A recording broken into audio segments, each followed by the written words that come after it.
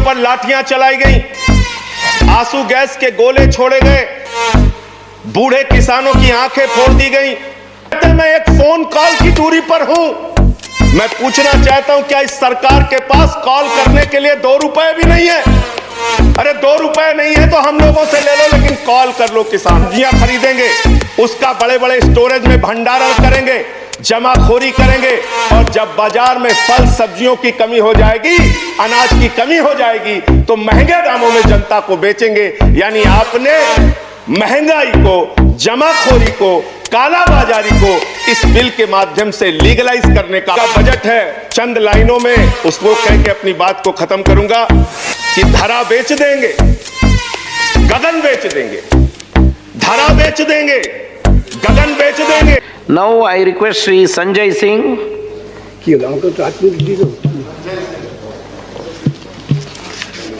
धन्यवाद मान्यवर, आपने इस अति गंभीर विषय पे मुझे अपनी बात कहने का मौका दिया।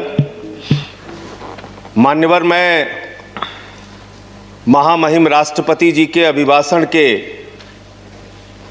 विरोध में अपनी बात कहने के लिए खड़ा हुआ हूं, और मैं दुष्यंत कुमार की चंद पंक्तियों से अपनी बात शुरू करना चाहता हूं कि हो गई है पीर पर्वत सी पिघलनी चाहिए, हो गई है पीर पर्वत सी पिघलनी चाहिए, इस हिमालय से कोई गंगा निकलनी चाहिए, और सिर्फ हंगामा खड़ा करना मेरा मकसद नहीं, मेरी कोशिश है कि ये सूरत बदलनी चाहिए। आज मुल्क में जो हालात है किसान के मान्यवर, आज क्या हालत कर दी गई है इस देश में। पिछले 76 दिनों से किसान आंदोलन पर है, उनके ऊपर लाठियां चलाई गई, आंसू गैस के गोले छोड़े गए, बूढ़े किसानों की आंखें फोड़ दी गई, कड़कती ठंड में पानी की बौछारें की गई, उनको आतंकवादी कहा गया, उनको गद्दार कहा गया, उनको खालिस्तानी कहा गया मान्यवर, उनको अपमानित किया गया। यहां तक कि भारतीय जनता पार्टी के एक विधायक ने कहा ये किसान नहीं आतंकवादी हैं, इनको शूट कर देना चाहिए, और अगर दिल्ली पुलिस नहीं कर पाती तो मैं इनको जूतों से मारूंगा, जूतों से मारूंगा। ये भाजपा के लोग कह रहे हैं मान्यवर। इस देश के अन्नदाता जो आपको अनाज पैदा करके आपका पेट भरते हैं, आप उनको जूतों से मारने की बात करते हैं। 11 दौर की आप वार्ता कर चुके, सारी की सारी वार्ता फेल। आप कहते हैं मैं एक फोन कॉल की दूरी पर हूं। मैं पूछना चाहता हूं, क्या इस सरकार के पास कॉल करने के लिए 2 रुपए भी नहीं है? अरे 2 रुपए नहीं है तो हम लोगों से ले लो, लेकिन कॉल कर लो किसानों को, कॉल कर लो किसानों को। उनकी पीड़ा चरम पर पहुंच चुकी है मान्यवर। 165 किसानों ने अब तक अपनी शहादत दी है। आप जाइए गाजीपुर बॉर्डर पे, वहां पे 97 साल के इलम सिंह आपको मिलेंगे। उनके 2 बेटे फौज में हैं, रो रो के कहते हैं मुझे इस उम्र में उग्रवादी कहा जा रहा है, नक्सलवादी कहा जा रहा है। उनकी पीड़ा है मान्यवर। आप जाइए टीकरी बॉर्डर पे, आप जाइए सिंघू बॉर्डर पे, पीड़ा के साथ वो लोग कहते हैं शहीद आजम भगत सिंह के वंशजों को, शहीद लाला लाजपत राय के वंशजों को, जलियांवाला बाग कांड में शहादत देने वालों के वंशजों को आप खालिस्तानी कह रहे हैं, आतंकवादी कह रहे हैं, उनको अपमानित करने का काम कर रहे हैं। मैं आपसे पूछना चाहता हूं, क्या दुश्मनी है आपकी इन अन्नदाताओं से? चलिए सब कुछ कर लिया आपने, अब तो कम से कम उनके ऊपर दया कीजिए, और ये तीनों काला कानून वापस लेना ही पड़ेगा, आपको लेना चाहिए। अब आपने जुल्म की इंतहा कर दी है। आप चले जाइए गाजीपुर बॉर्डर पे मान्यवर, कटीले तार, बड़े बड़े कीले गाड़ दी गई हैं, 12-12 इंच की कीले सड़कों पे गाड़ दी गई हैं। देखकर ऐसा लगता है कि दुश्मन देश की सेना आने वाली है। ऐसी स्थितियां दो परिस्थितियों में जन्म लेती हैं मान्यवर। जब देश का शासक अपनी जनता से डरने लगता है तो ऐसी सीमाएं बेड़ियां बनवाता है, या देश की जनता को शत्रु समझने लगता है तब ऐसी बेड़ियां लगवाता है। यह हो रहा है मान्यवर। आज इनके जुर्म के कारण हिंदुस्तान के महान किसान नेता बाबा महेंद्र सिंह टिकैत के बेटे राकेश टिकैत को रोना पड़ा और यह कहना पड़ा कि भाजपा के लोग घेर कर हमें लाठियों से पीटना चाहते हैं। ये आप करा रहे हैं, ये आप करा रहे हैं। आप डेमोक्रेसी की बात यहां पर करते हैं, आप आजादी की बात यहां पर करते हैं। आपने इस देश की हालत यह बना रखी है कि राजदीप सरदेसाई जैसे वरिष्ठ पत्रकार के ऊपर आपने मुकदमे दर्ज करके पत्रकारिता को भी दबाने और उसको कुचलने का काम किया। हर तरफ जुल्म, हर तरफ एफआईआर, हर तरफ मुकदमे। जो पानी पहुंचा रहा है उस पर मुकदमा, जो डीजल दे रहा है उस पर मुकदमा, जो खाने का इंतजाम कर रहा है उस पर मुकदमा। एनआईए लगा दो, सीबीआई लगा दो, पुलिस लगा दो, जांच लगा दो। अरे वो आपके देश के नागरिक हैं। आप कहते हैं किसानों को यह बिल समझ में नहीं आया, हम बड़े समझदार हैं, आइए हम आपको किसानी बिल समझाएंगे। मान्यवर, इनकी समस्या यह नहीं कि किसानों को यह बिल समझ में नहीं आया, इनकी समस्या यह है कि किसानों को यह बिल समझ में आ गया है और अब ये तीनों काला कानून वापस चाहते हैं किसान। आप बड़े अक्लमंद समझते हैं अपने आप को। अरे किसान को इतना मूर्ख मत समझिए भाजपा के लोगों। वो बिगड़ैल बहल की नाक में नकेल डालते हैं, आपकी सरकार के नाक में भी नकेल डाल देंगे, चिंता मत कीजिए।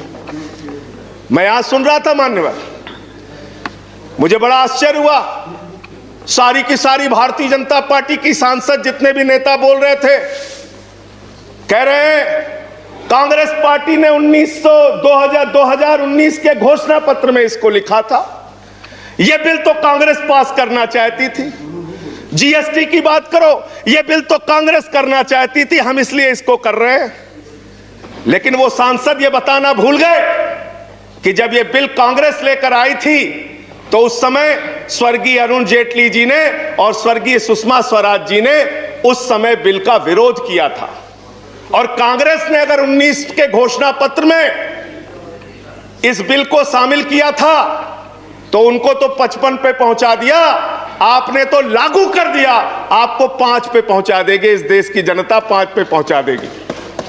इसलिए अगर आप कांग्रेस के सपनों को पूरा करने के लिए आए हैं तो जनता को भ्रमित मत कीजिए।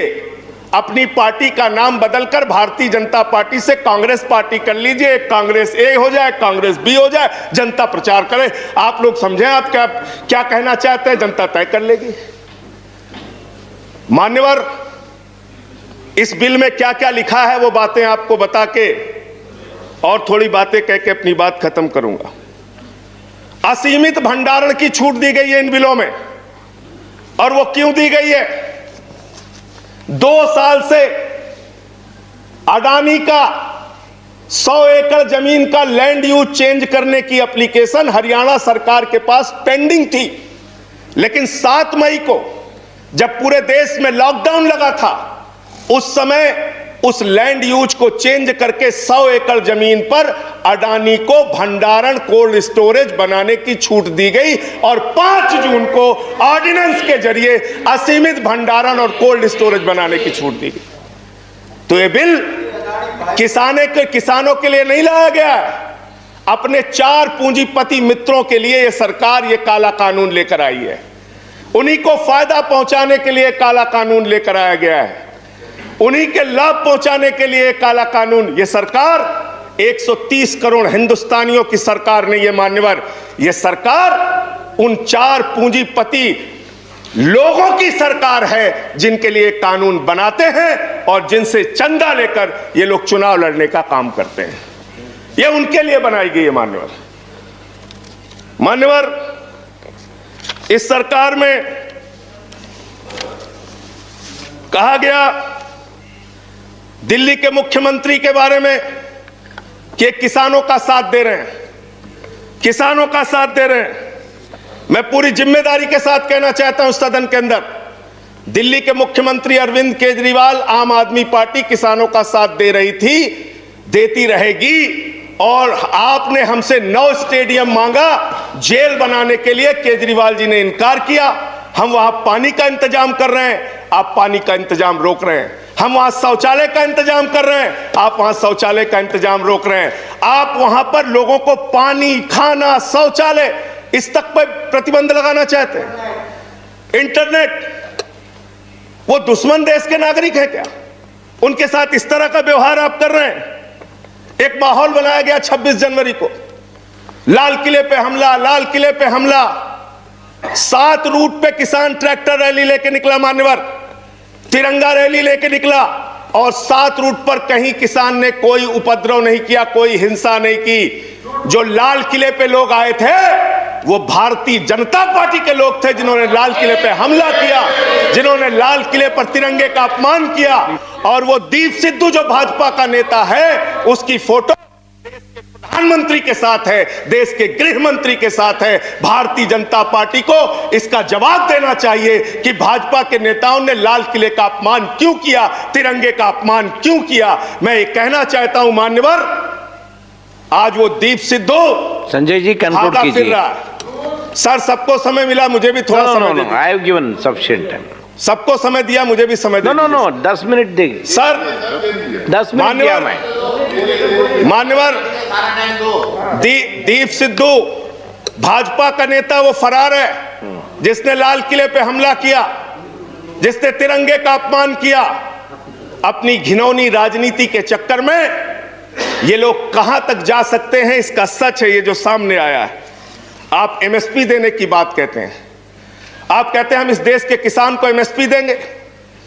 बड़ी अजीब बात है मान्यवर, इस देश के किसान को एमएसपी देने के नाम पर क्या कर रहे हैं ये? मैं उत्तर प्रदेश की खबर बता रहा हूं। 10 धान के क्रय केंद्रों पर 10 अधिकारियों के खिलाफ एफआईआर हुई, क्योंकि क्रय केंद्र में खरीद में एमएसपी में गड़बड़ी की गई। इसी तरीके से 1 रुपए किलो गोभी बिक रही थी, तो किसान ने अपनी गोभी पे ट्रैक्टर चला दिया। उत्तर प्रदेश की खबर। बरेली के अंदर उत्तर प्रदेश में 3 करोड़ की धान खरीद हो गई कागजों पे, किसान का पता तक नहीं है। तो डेरेक ओब्रायन साहब, जो यूपी में खरीद हुई है वो भूतों की खरीद हुई है, किसान का पता नहीं, नाम दर्ज करके खरीद हो गई। 4 साल में गन्ना किसानों पे मात्र 10 रुपए इन्होंने बढ़ाया है उत्तर प्रदेश के अंदर, मात्र 10 रुपए मान्यवर।